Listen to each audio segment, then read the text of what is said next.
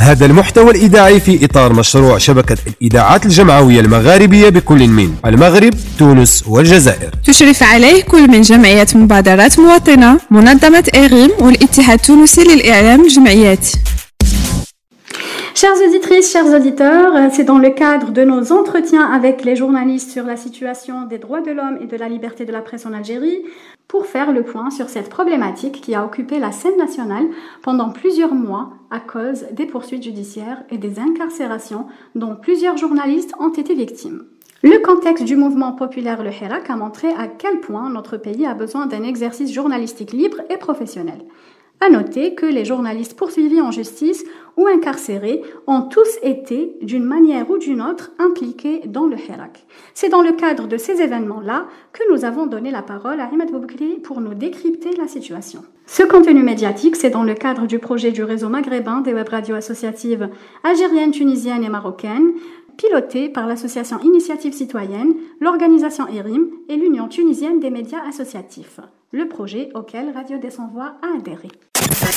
هذا المحتوى الإذاعي في إطار مشروع شبكة الإذاعات الجمعوية المغاربية بكل من المغرب، تونس والجزائر. تشرف عليه كل من جمعية مبادرات مواطنة، منظمة إغيم والاتحاد التونسي للإعلام الجمعياتي. Bonjour Monsieur Imad Boubkri, vous êtes journaliste et défenseur des droits de l'homme. Bienvenue à notre émission et merci d'avoir accepté notre invitation. Merci beaucoup à vous, merci pour l'invitation. Monsieur Imad Boubkri, quelle relation peut-on établir entre le métier de journalisme et les droits humains? Alors, donc, la problématique des droits de l'homme ou la question des droits de l'homme est liée directement avec le métier du journaliste. De par l'existence dans les textes internationaux et nationaux des droits de l'homme, les textes qui sont dans le dispositif pertinent des droits de l'homme, la question de la liberté de la presse en Algérie, on a la loi organique sur la presse, un peu partout dans le monde, il y a un dispositif juridique qui doit garantir la liberté de la presse, la liberté des journalistes, l'exercice libre du métier des journalistes. De ce fait, on a déjà une relation intrinsèque entre les droits de l'homme et le métier de journaliste. Nous avons aussi dans le différent travail que fait les ONG, les organes des Nations Unies liés aux conventions internationales. Comme deuxième question, M. Imad Boubkri, pouvez-vous nous donner un état des lieux sur la situation des droits de l'homme en Algérie? La question du journalisme, elle est centrale, notamment dans ces deux volets liés à la liberté de la presse d'une manière générale, donc les organes médiatiques et le journaliste en lui-même, qui doit être protégé parce que c'est lui qui véhicule l'information. Ça d'une part, d'une autre part, le journaliste, que la question le volet concernant l'action en matière des droits de l'homme, le volet relatif à la dénonciation des violations des droits de l'homme est intimement lié à sa diffusion. De ce fait, le journaliste joue un rôle central dans la diffusion des informations et des dénonciations quand il y a des violations des droits de l'homme. La même chose quand il y a des questions relatives à l'évolution de la question des droits de l'homme, quand il y a des résultats positifs ou une évolution positive, le journaliste joue le rôle de vulgarisation de ce genre d'évolution. Donc le métier du journaliste est au cœur de la question des droits de l'homme et vous pouvez voir beaucoup de journalistes qui ont travaillé sur des questions des droits de l'homme dans plusieurs pays et qui sont très attachés aux questions des droits de l'homme. Donc on ne peut dissocier le métier du journalisme de la problématique des droits de l'homme. Donc pour la question des droits de l'homme en Algérie, on peut dire qu'on est passé par plusieurs années de Bouteflika. Bon, la décennie noire, tout le monde sait, les violations systématique des droits de l'homme. Après la période de Bouteflika, il y a eu une certaine accalmie sans pour autant une amélioration de la question des droits de l'homme. Sur les questions liées aux années 90, l'impunité règne et la vérité, la justice et la réparation ne voient pas encore le jour. Les familles disparues, les familles des victimes de terrorisme, les familles les personnes qui ont été victimes de torture, de plusieurs violations des droits de l'homme n'ont pas encore ni justice ni vérité sur le sort de leur famille. Donc ça, c'est pour la période des années 90. Pour la période de Bouteflika, elle a été caractérisée aussi par un recul sur les questions, sur le pluralisme politique, sur les questions de la liberté d'association, sur les questions de la liberté de réunion. En 2001, il y a eu l'interdiction des manifestations pacifiques à Alger. Il n'y a pas eu de manifestation à Alger depuis. Donc il y a eu un recul par rapport aux acquis de l'ouverture de 89.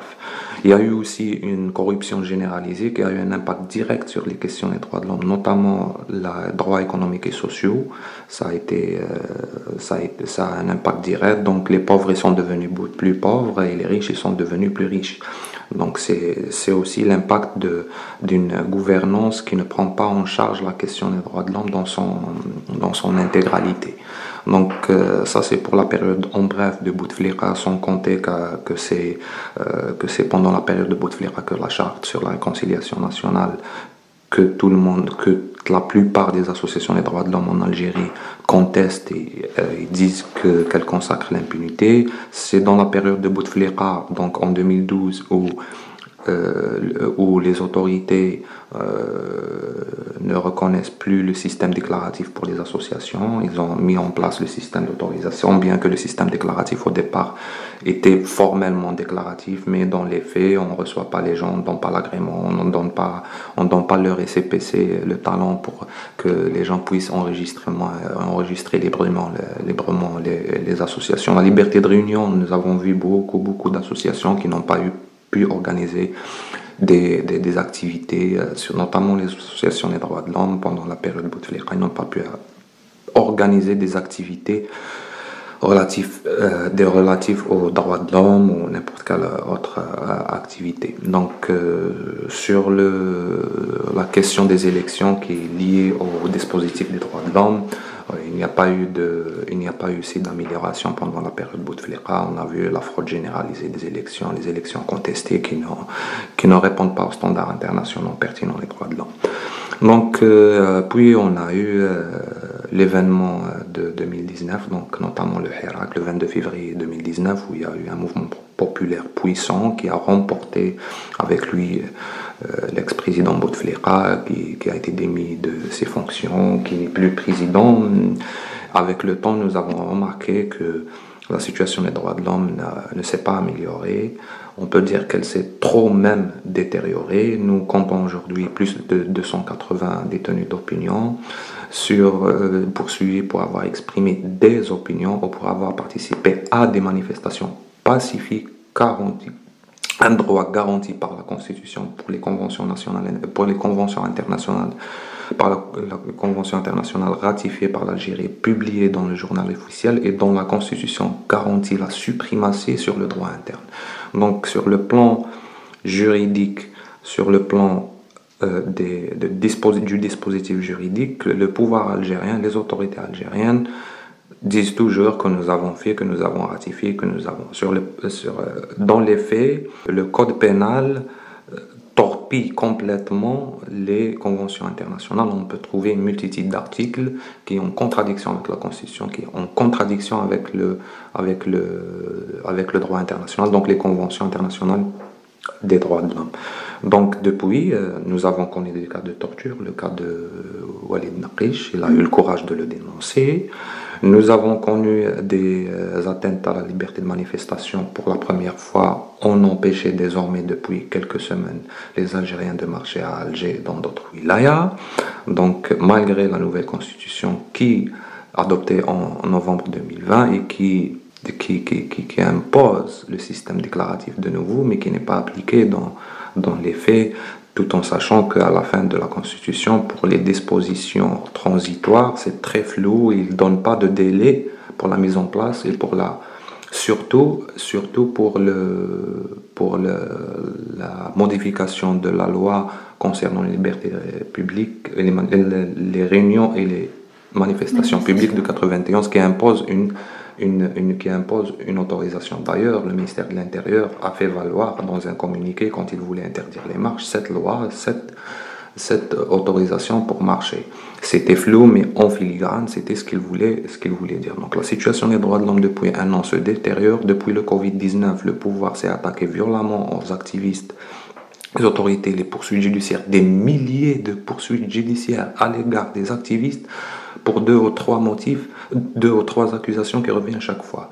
Atteinte à la sécurité de l'État, atteinte à la personne du président de la République. Parfois, nous avons vu des personnes poursuivies en 2020 pour atteinte au président de la République, l'ex-président Bouteflika. Donc, il y a un acharnement à l'égard de ces activistes. Vous avez aussi l'accusation standard, donc attroupement et incitation à attroupement non armé, 2 accusations qu'on colle à tort et à travers pour les activistes. Nous avons la nouvelle loi qui a promulgué le code pénal dite de fake news, mais une réalité qui a permis encore dite de fake news et de lutte contre la haine et le discours de la haine, qui en réalité était destiné clairement, tellement vague qu'on peut mettre dans le même paquet n'importe quelle expression sur les réseaux sociaux ou en public que le juge peut qualifier de discours de haine. Or, quand il y a eu discours de haine de la part de certains protégés du régime, ils n'ont jamais été poursuivis en justice. Et quand les avocats ont déposé plainte, jusqu'à maintenant, il n'y a pas d'enclenchement de l'action publique pour pouvoir poursuivre ces personnes qui ont fait des discours pour les moins guerriers, haineux, et qui ont failli diviser la société algérienne. Donc c'est un peu ça concernant le Hirak. Concernant la loi sur les fake news et le discours de la haine,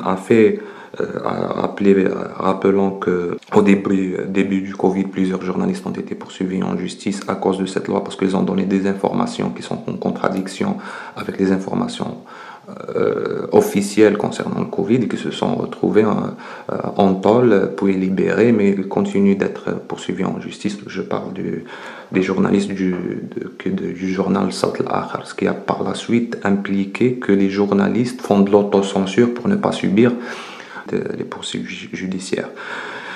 Concernant la question des droits économiques et sociaux, donc la chute des prix du pétrole en 2014 a diminué les recettes de l'État.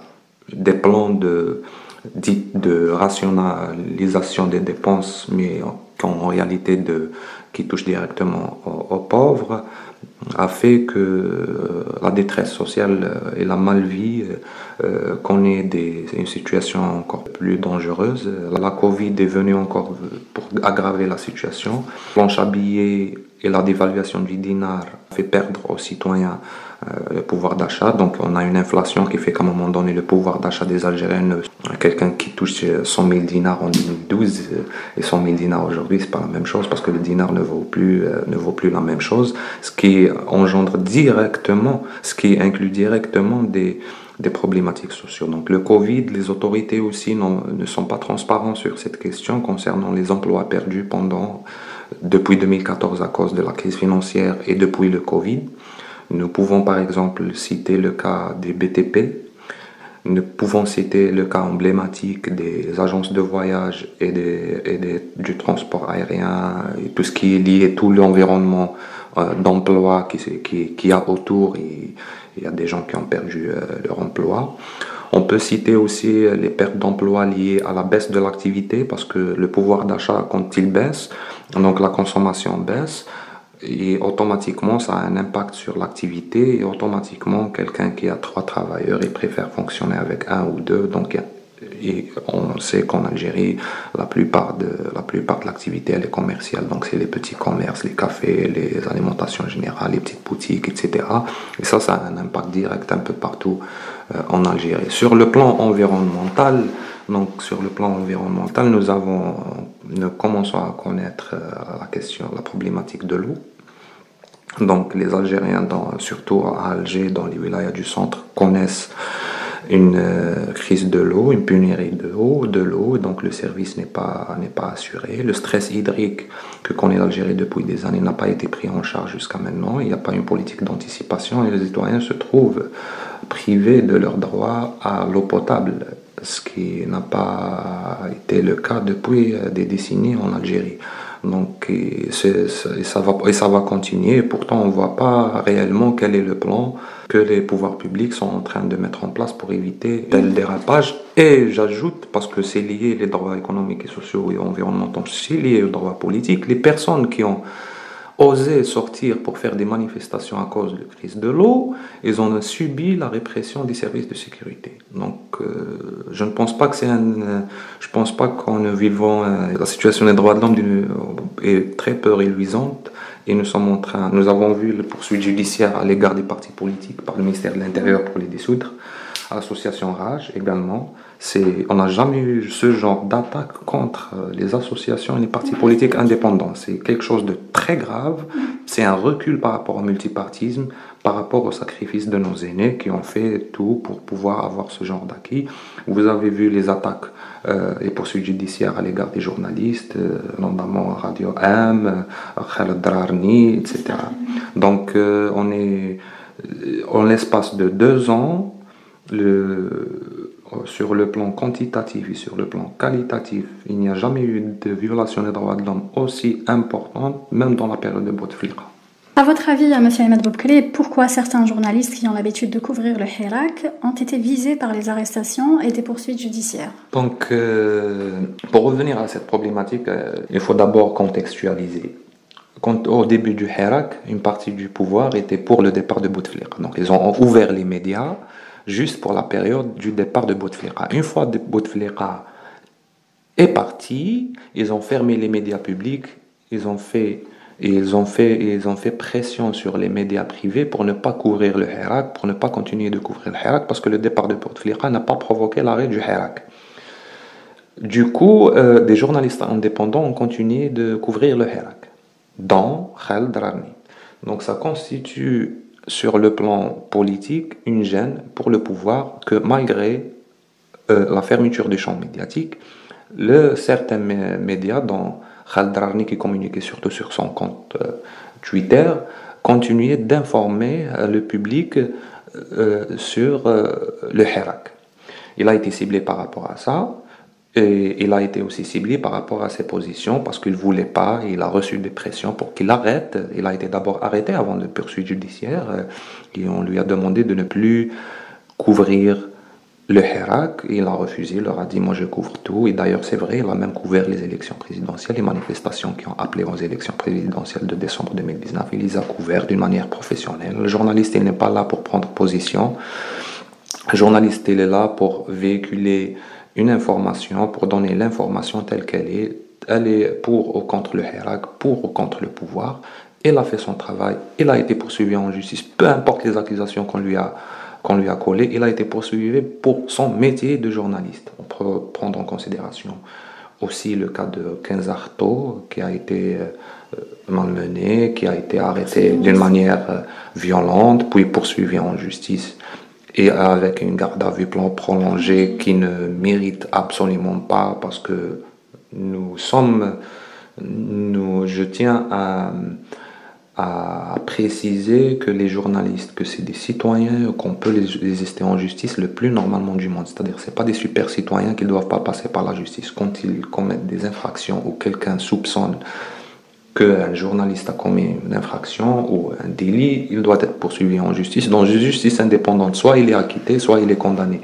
Mais nous, on ne fait des poursuites judiciaires exclusivement pour condamner, mais pas pour faire justice. Et sur ce point, c'est très important sur la question des droits de l'homme, la question des journalistes et la question de la justice. La justice algérienne, pendant ces 2 dernières années, a été utilisée à outrance contre les activistes, les militants du Hirak, les journalistes, etc. Il a prouvé pour la 1e fois son dépendance au pouvoir. Qu'en est-il de l'ensemble de la corporation quant à ces atteintes à la liberté de la presse? C'est une problématique qui ne date pas d'aujourd'hui. la corporation de la presse ou le métier de journaliste ou le journaliste, parce qu'il y en a au minimum 4000 journalistes en Algérie, ne dispose pas encore de syndicats indépendants. Les syndicats qui existent, c'est des appendices du pouvoir. Donc, ils ne sont là pas pour défendre les droits des journalistes, ni les droits moraux, ni les droits économiques, ni les droits politiques, ni le droit à la liberté de la presse. Ils sont là pour des positionnements, pour des postes comme tout. Vous avez des syndicats de journalistes affiliés à l'UGTA, d'autres qui ont disparu, un nouveau syndicat de certains qui a été créé en 2019, je pense, ou les derniers mois, et qui ne fait que la même chose. D'ailleurs, son président était candidat aux élections législatives pour voir un peu comment on clientélise, on copte ce genre de personnages, ce genre de journalistes. C'est vrai, c'est une problématique sérieuse. Les journalistes libres se trouvent, on peut les compter sur les doigts de la main, mais le nombre de journalistes à l'échelle nationale il est important. Ils sont pas suffisamment représentés et défendus par la corporation elle-même. C'est-à-dire, donc, il y a de la répression certainement, mais il y a peu de résistance au sein de la corporation. On peut parler du cas de Khaled Darani, c'est l'exemple de tous les dérapages, de toutes les dérives de la part des médias, que des confrères se taisent par peur sur le cas de Khaled Darani. On peut la faire passer, mais que des médias enclenchent des campagnes de propagande, des confrères enclenchent des campagnes de propagande contre lui alors qu'ils savent que ses droits ont été violés, qu'il n'a pas bénéficié d'un procès équitable, qu'il n'a rien à faire en prison. Là, ça devient problématique. Donc, on est face à deux mondes journalistiques. Le monde journalistique qui ne fait pas du journalisme indépendant et qui est acquis pour le pouvoir et qui ne fait qu'appliquer les directives du pouvoir. Et l'autre monde journalistique indépendant qui essaye, tant bien que mal, d'exister, d'informer le citoyen. Le cas de Rabeh Karesh, incarcéré actuellement pour un article de presse à Tamen Rasset, prouve encore une fois quand le pouvoir, quand il veut incarcérer quelqu'un, il foule au pied même le droit. La Constitution interdit l'emprisonnement d'un journaliste. Le délit de presse a été supprimé. On peut le poursuivre en justice, mais sans l'incarcérer. Donc, vous pouvez, le cas de Karesh, on peut citer ce qu'il a dit le président de la République dans l'entretien Le Point, quand il l'a qualifié de pyromane alors que l'enquête est en cours. Donc, il y a plusieurs atteintes aux droits. Dans un seul cas, on peut énumérer plusieurs atteintes aux droits de l'homme. La présomption qu'en est-il de la présomption d'innocence? Quand on dit que c'est un pyromane, il y a une atteinte à la présomption d'innocence. Quand on dit que c'est un pyromane, qu'en est-il du droit à un procès équitable? Donc il y a une problématique sérieuse là. Et on est en train de vivre une situation extraordinaire où le minimum syndical des droits élémentaires n'existe pas. Et est-ce que le cadre juridique actuel protège le journaliste algérien?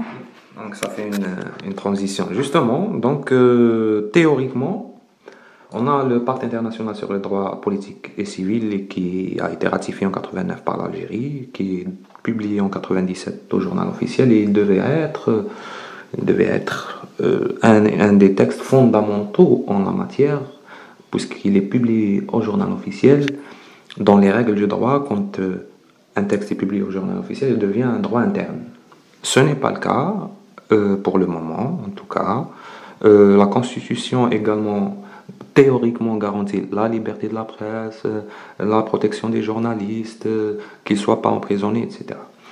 La loi organique sur la presse, la loi organique relative à l'exercice du métier du journaliste et de la presse d'une manière générale, qui a été dans le cadre des fameuses réformes de Bouteflika en 2012, essaye d'être au diapason de ces règles, mais la question en Algérie ne se pose pas au niveau des cadres juridiques, mais elle se pose dans la pratique. Nous avons d'ailleurs un cas un cas emblématique. Le dernier décret de Blaheimer du ministère de Communication concernant la presse électronique réinstaure l'autorisation pour l'exercice d'un média. C'est-à-dire, pour créer un média, il te faut l'agrément du ministère de la Communication. Or, que la Constitution, que la loi organique parlent de système déclaratif. Donc, on est face à un décret exécutif qui est en bas de l'échelle de la hiérarchie des lois, qui modifie la loi fondamentale. Donc, c'est assez extraordinaire là, quand on parle de cadre juridique en Algérie. Devant les juges et devant les juges d'instruction, à un moment donné, les juges et les juges d'instruction parlaient avec les journalistes de la presse électronique en tant que vous êtes rédacteur d'un site électronique. C'est comme si on veut leur enlever la qualité de journaliste. Donc c'est un peu dans ce climat que les choses, qu'on exerce notre métier, quoi. Et comment évaluez-vous la jeune expérience des médias digitaux? Alors justement, on essaie de faire une évaluation des journalistes persécutés, poursuivis en justice. On trouve la grande partie, la quasi-totalité presque, c'est des médias, ils exercent dans les médias digitaux. C'est la preuve que les médias digitaux ont modifié l'espace médiatique. Donc, ils ont donné plus d'indépendance à l'espace médiatique. Et c'est les médias digitaux qui ont continué de couvrir le Hirak quand le pouvoir a décidé de faire pression sur les médias privés, les médias lourds et publics, et de leur dire, et de quelque part indirectement interdire la couverture du Hirak et interdire de parler des violations des droits de l'homme pendant le Hirak. Donc de ce fait, j'ai parlé dans la question précédente du décret de Ammar Blaheimer du ministère de la Communication qui instaure certaines règles, notamment qu'il faut faire un site internet.dz, qu'il faut héberger les données ici alors que la protection des données n'est pas encore importante, qu'il essaye de donner un cadre formel qui n'est autre qu'une autre fermeture parce que la presse électronique a en quelque sorte déverrouillé ne serait-ce qu'en partie le champ médiatique qui était monopolisé par le pouvoir et par la clientèle du pouvoir. Dans la presse papier, qui est en recul en matière de lectorat, donc la presse électronique a pris le dessus avec les réseaux sociaux, avec les sites internet, avec les plateformes sur YouTube, les web radios, les sites internet d'information, les chaînes YouTube, etc. Ça a un peu donné un élan à la liberté de la presse, parce que sur Internet, c'est pratiquement la plupart des journalistes indépendants ont essayé de monter des projets médiatiques sur le net. Et vous trouvez Khaled Darani, vous pouvez parler de Kenzarto, Radio Am, Al-Qadi Hassan, directeur de Radio Am, etc. Donc c'est très clair qu'il y a une attaque caractérisée contre juridique d'abord, c'est-à-dire sur le plan réglementaire, et sur le plan judiciaire, des poursuites judiciaires contre les médias électroniques. Donc, l'expérience, elle est jeune, il n'y a pas que du positif, il y a beaucoup de négatifs aussi, il y a beaucoup d'autres expériences qui veulent reproduire le même système clientéliste, le même système corrompu qu'il y a dans la presse écrite ou dans la presse audiovisuelle traditionnelle, dans la presse électronique. Mais ça permet quand même à des journalistes indépendants et honnêtes de créer leurs propres médias et elle avance, elle résiste, mais dans un climat hostile à la liberté de la presse. On peut citer plusieurs médias électroniques censurés. Donc. Alors, Monsieur Ahmed Boubacar, plusieurs médias digitaux ont été censurés. Que pouvez-vous dire sur ça? Donc, comme je l'ai dit, Radio 1, Maghreb Émergent ont subi la censure. TSA a subi la censure. TSA a subi la censure. La radio des Sans-Voix, qui est un radio associatif très actif, a subi la censure. Plusieurs sites d'information interlignes, donc sites d'information de Massi, donc ont subi cette censure d'une manière claire. Je renvoie vers quand même une déclaration étonnante de la part du ministre de la Communication qui a assumé la censure, lui qui est docteur en droit, et que le média censuré n'a reçu ni mise en demeure, il n'était pas poursuivi en justice, ni rien du tout, et pourtant il a été censuré, et la censure a été assumée par le ministre de la Communication. Donc c'est une pratique illégale, Parce qu'il n'y a pas de crime sans texte. Donc, on ne peut pas censurer un média sans suivre les procédures légales. C'est une atteinte à la liberté de la presse. C'est une atteinte à la liberté de la presse parce que là, on en parle de la liberté de la presse électronique. Donc, c'est aussi une liberté qui est en train d'émerger à travers le monde. Et les éditeurs de ces médias et les journalistes ont montré une combativité extraordinaire. Ils continuent de résister, d'ailleurs ils continuent d'exister. Que doit faire le journaliste pour promouvoir les droits humains, à votre avis? Alors c'est une question très pertinente, je vous remercie. Il doit d'abord se former, pour ne pas dire n'importe quoi dans ses articles, dans ses émissions. C'est une question fondamentale. Une fois la formation est en train... On n'a pas encore pris conscience de la nécessité de se former, se bien former, c'est-à-dire se former bien comme il faut. Surtout par rapport aux textes juridiques, par rapport à la philosophie des droits humains, parce que les journalistes, c'est aussi beaucoup de courants différents, des conservateurs, des modernistes, des démocrates, qui croient à la liberté d'expression, mais qui ne croient pas à la liberté de la femme, etc., etc. C'est-à-dire les maux dont souffre la société se calquent aussi sur le monde journalistique. Et de ce fait, je pense qu'une des priorités, disons, pas uniquement du journaliste lui-même, mais lui, son espace, sa corporation et les organisations des droits de l'homme, des droits humains, de mettre en place des programmes intensifs de formation pour les journalistes. C'est à partir de là, d'abord, il connaîtra bien ses droits, c'est-à-dire comment écrire pour éviter, parce qu'après tout, même si c'est de l'autocensure, donc il doit se former en droit international des droits de l'homme et en droit international des droits de l'homme et en droit interne. Le droit interne, parce que moi je suis contre que le journaliste se met en danger aussi. Parce qu'on a déjà peu de journalistes indépendants. Il ne faut pas rentrer dans la diffamation. Il ne faut pas rentrer dans la diffamation. Connaître ses droits aussi. C'est connaître ses droits aussi. Donc, j'ai connu des journalistes qui sont allés très loin dans leurs propos. À un moment donné, il faut que les écrits répondent aux normes, aux sources, les sources d'information, plusieurs sources, recouper l'information, connaître. Il ne faut pas diffamer les gens, il ne faut pas donner l'occasion au pouvoir en place d'utiliser ces erreurs que je dis, moi, c'est des fautes, c'est des erreurs professionnelles qui doivent être sanctionnées d'une manière en tant qu'erreur professionnelle, mais pas en tant que crime et de délit. Après, une fois formé, pour moi c'est fondamental, le journaliste formé sur les questions des droits de l'homme devient de plus en plus efficace dans le combat des droits de l'homme.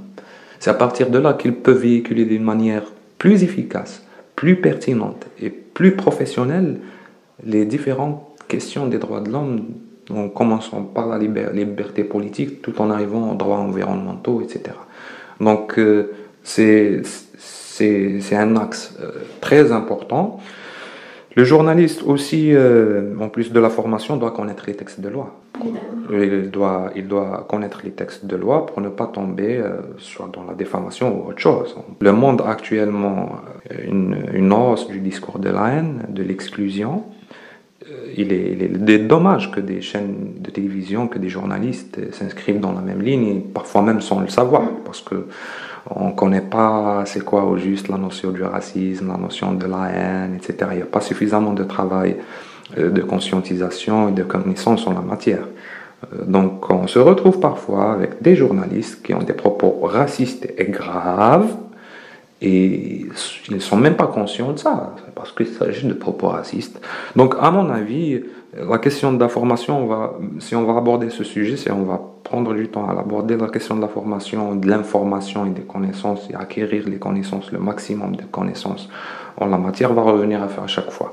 Et c'est à partir de là que le journaliste peut, en connaissant bien la question des droits de l'homme à travers des formations et des conscientisations et acquérir l'acquisition des connaissances, il peut dégager des angles pour faire des sujets, pour faire des reportages, pour faire ceci, pour faire cela. Plein de sujets en matière de droits de l'homme ne sont pas traités par la presse, y compris par la presse qui est plus ou moins acquise aux questions des droits de l'homme. Récemment, un journaliste me parlait de la question des disparus pendant la guerre de libération. Personne n'en parle. C'est un sujet intéressant. Donc c'est une violation des droits humains, une disparition forcée, c'est un crime continu contre l'humanité, un crime continu qui n'est pas frappé par la prescription. Monsieur Ahmed Bouboukele, que préconisez-vous pour répondre aux différentes problématiques évoquées lors de cet entretien? C'est vrai qu'on a fait le tour un peu de la question et je reviens à la question de la formation. Moi, je pense d'abord qu'il faut apprendre à faire de la planification stratégique. Donc, et ça ne pourra pas se faire sans qu'une coordination importante soit mise en place entre les organisations des droits de l'homme, les différentes organisations des droits de l'homme, les différents acteurs en matière des droits de l'homme, les journalistes, les politiques, les personnalités, etc. Essayer de réfléchir à la planification stratégique qui permette à la société civile algérienne dans toute sa composante de planifier des actions plus efficaces, plus importante de plaidoyer, de dénonciation, de formation, de sensibilisation des populations et des pouvoirs publics sur les questions des droits de l'homme, d'une manière générale, et sur les questions des libertés en particulier. Parce que nous vivons dans un monde qui change très rapidement, qui est devenu imprévisible, et pour les puissances étrangères, la question des droits de l'homme, mais aussi des matériaux de construction de rapports de force. Donc c'est des hypocrites parce qu'ils font pression sur les États sur la question des droits de l'homme, non pour améliorer les situations des droits de l'homme, mais pour avoir des contrats et de l'influence, des contrats économiques et de l'influence au sein de ces États. Donc, il est important que la coopération entre la société civile et les pouvoirs publics prendra toute sa place et il ne faut pas baisser les bras. Il faut former les jeunes. La jeunesse actuellement, je pense qu'elle est un peu plus consciente des questions des droits de l'homme que les générations précédentes. Donc elle est en train, de par la démocratisation via les réseaux sociaux et Internet des connaissances, elle est en train de prendre conscience des questions des libertés, etc. Tout ça doit maintenant être structuré. Pour le structurer, il faut des organisations de la société civile puissantes, il faut des médias puissants, formés. Il faut une interaction avec les pouvoirs publics. On verra après, dans le cadre de ce que j'ai préconisé au départ de la planification stratégique, dans cette réflexion, trouver sur quel aspect on peut interagir avec les pouvoirs publics, parce qu'on ne peut conscientiser, on ne peut atteindre, on ne peut influencer des juges si on passe pas par les pouvoirs publics. On peut citer la corporation des avocats par exemple. On est entre 40 000 et 50 000 avocats en Algérie. On a à peine 150 à 200 avocats qui sont engagés dans la question des droits de l'homme. C'est très bien parce qu'avant le Hirak, c'était beaucoup moins. Ils étaient une trentaine maximum à l'échelle nationale. On est passé à 200, à 150, 200. C'est déjà important. Mais ça dénote d'une démission d'une part et d'une manière pas ordinaire du fonctionnement de ces corporations. Du fonctionnement de ces corporations, parce que quand on parle des avocats et des journalistes, on est dans le bain aussi des défenseurs des droits de l'homme. Donc, défenseur des droits de l'homme, c'est pas quelqu'un qui est forcément dans une organisation des droits de l'homme. Donc voilà, je pense que ça, il y a aussi, il faut plus de place pour les jeunes. Il faut plus de place pour les jeunes dans les organisations de la société civile et il faut élaborer des lois alternatives et sensibiliser les pouvoirs publics sur le danger d'avoir des lois aussi liberticides sur le moyen et long terme. Donc le travail est multiple sur le plan juridique, sur le plan de l'action, sur le plan de la conscientisation. Essayer de revoir cette stratégie de confrontation et d'affrontement pour essayer de trouver de l'écoute. C'est difficile, on connaît, nous savons que nos autorités s'en foutent complètement, qu'ils n'écoutent pas, mais essayons-nous aussi de voir d'autres stratégies, d'autres manières de faire qui peuvent à un moment donné toucher ces responsables ou cette élite du pouvoir, parce que c'en est une. Généralement dans nos têtes, l'élite c'est uniquement dans l'opposition, non, l'élite c'est au sein du pouvoir, c'est au sein de l'opposition. Après, celle qui est au sein du pouvoir, elle peut être corrompue, mais c'est une élite. Parce que le pouvoir s'appuie sur une élite, il ne s'appuie pas sur les citoyens lambda. Donc, à mon avis, c'est très important. Donc, premier axe, planification stratégique, on peut tout englober dedans. La réflexion doit être mise en place très urgemment sur la planification stratégique pour tout le monde, pour tous les intervenants. Deuxième aspect, c'est sur les textes juridiques, parce qu'il y aura des textes juridiques qui vont être produits dans le cadre de la conformité avec la nouvelle constitution. Essayer d'influencer au moins sur le retour à l'aspect déclaratif pour les associations, par exemple.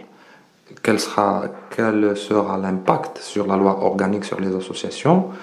Essayer d'avoir des acquis, ne serait-ce que sur ça, c'est déjà extraordinaire si les autorités lâchent du lest sur ce point-là, et il pourra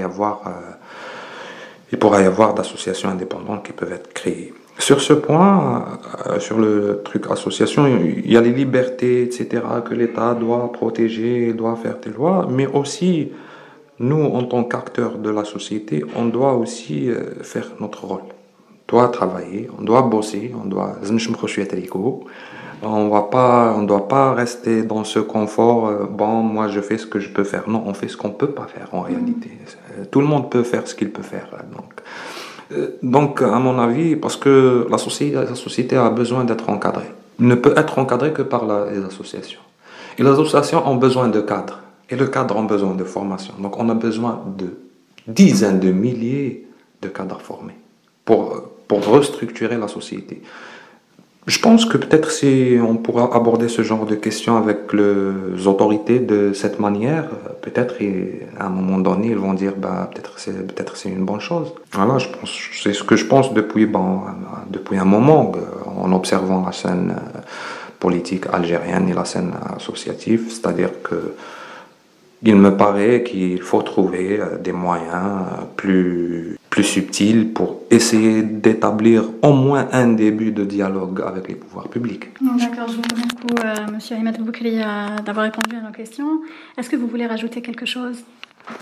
Je dirais que je vous remercie pour le travail que vous faites d'abord à Radio Sans Voix, une des rares radios avec Radio M, web radio qui reste libre, qui essaie de mettre Radio des Sans Voix surtout, qui essaie de sortir de l'anonymat les questions des droits de l'homme. C'est très très important. J'invite les autres associations à faire de même. هذا المحتوى الإذاعي في إطار مشروع شبكة الإذاعات الجمعوية المغاربية بكل من المغرب، تونس والجزائر. تشرف عليه كل من جمعية مبادرات مواطنة، منظمة إغريم والاتحاد التونسي للإعلام الجمعياتي.